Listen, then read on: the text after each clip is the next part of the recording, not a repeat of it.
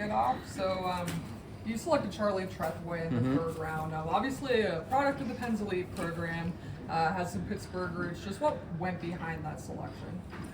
Well, Charlie came into the year with big expectations, a projected first-round pick, national program kid, going to BU.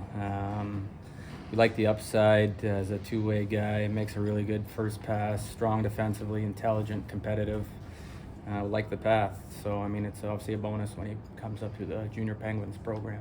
I was talking with Avery the other week and he said he had a brother who was draft eligible. He was like, it would be really cool if the Penguins could take him. So I'm sure he's very excited. But for Pens fans who don't know what Travis brings, how would you sort of describe, the package that he is?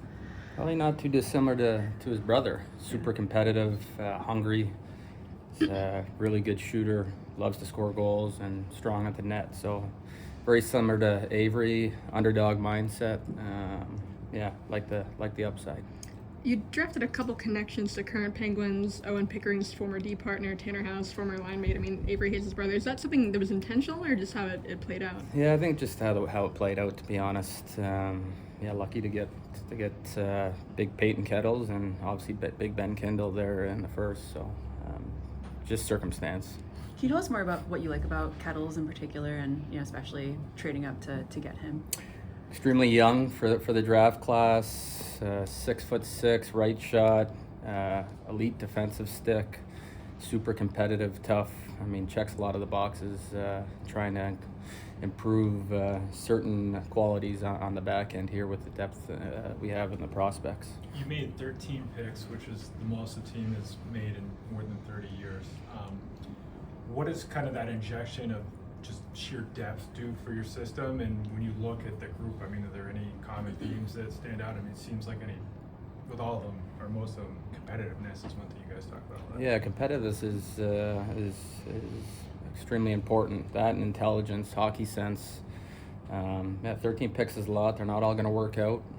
Obviously, the more lottery tickets you have, increases your chances to hopefully hit. So, we'll see as time progresses with the development staff with TK and all the new bodies that we have in the system. Be interesting to see who develops quicker than others and who can get there at the end.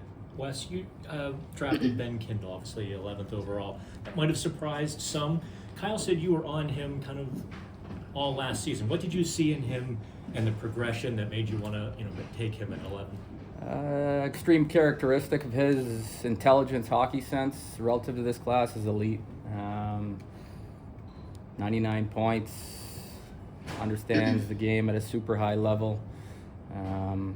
Just big belief in Ben in terms of the upside. Influences the game on both sides of the puck. We think the upside is sky high, and we'll do our best to help him improve in the areas he needs to improve in, and see where it goes. What about the other two first rounders? Well, Billy Zanin is a high work rate, highly competitive, played center this year, has played wing in the past, tremendous athletic upside. Got to know him a little bit there in Buffalo. You see the look in his eyes, got that dog mindset. So the type of kid that helps you win hockey games. To goaltender Dave, I hope I said that correctly. Played for the worst team in the Q last year, at least by record. What about him in that situation allowed you to hit the rise to maybe be a guy you wanted to draft? Our goalie guy, Sir John Elkin, had him really high on the board. So we trust John with the goalie evaluations. We try to stay out of that, and it just lined up where we were able to get him. To answer your question on Billy Horkoff, Billy Horkoff, the progression in his game from the start of the year to the end of the year, from going to the program to Michigan, was immense. Super athletic at 6'5", still very early in his development curve. And the mentorship and guidance that obviously he's gotten from his old man is a big benefit, and I think that will only go leaps and bounds for Billy there as he continues to develop. But love the upside there. Carter Sanderson, Clark Cup winner. Just what did you like about him throughout the process? Our area scout Brandon Dennis was super passionate about him. Super competitive type of kid that may not show up on the stat sheet just yet. extremely young too for the draft class, first year in the USHL, wins a championship. But that credit goes to Brandon Dennis. Just loves his competitiveness and the way he plays the game to influence it to help the team win. So. You guys drafted some big bodies and some physical players. Was that a common theme, something you were looking for in this year's draft? I mean, you're looking for everything, right? I think it's sometimes just the way it lines up. You learn through the do's and don'ts over your career, and obviously Payton Kettles was a guy that we really liked in that spot. Brady Peddle, another big left shot D that's provides a ton of defensive utility. And Charlie Treway, another defenseman, not as big, but can influence the game on both sides of the puck, like I said earlier. Love the path, and we'll see where it goes with him. Doc, your last pick, just what are you getting at him? Well, he played in Sherwood Park, BCHL. He's actually going to join Calgary, we believe, next year and play with Ben, and then go to Penn State. Area scouts had a lot of time for him where he was. I think he had 87 points this past year.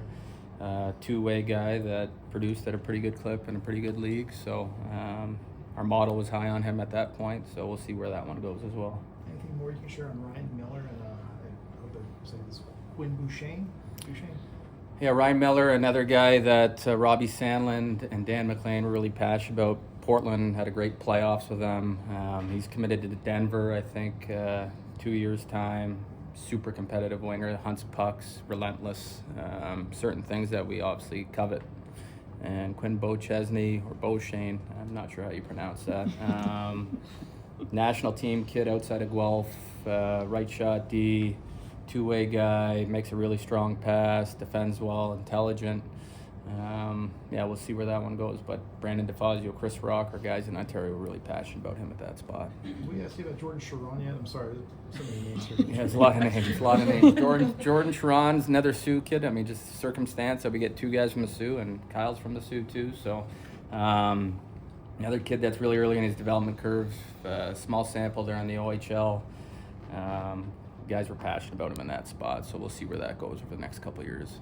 This is your first year with your first full year organization, reunited with Kyle. Just how did you guys, from day one when you joined the organization, decide to tackle this project, I guess, in terms of trying to rebuild or restock the prospect pool?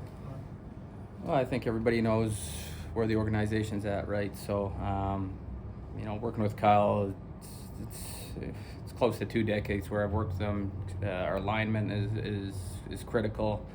Believe in a lot of the same things in terms of process, control the things that we can control. This year was great. I mean, I can't complain. It's a great organization, great ownership. 13 picks this year. We got a number of picks next year, a number of picks the year after that. Do our best to execute on those picks and continue to try and make this club better and expedite it as quick as we can. What can you tell us about the trade you made to start today with getting Clifton and sending a couple of guys to Buffalo?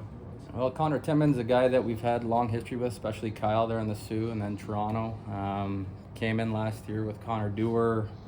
I think we paid a fifth for him. Helped us here in the short term.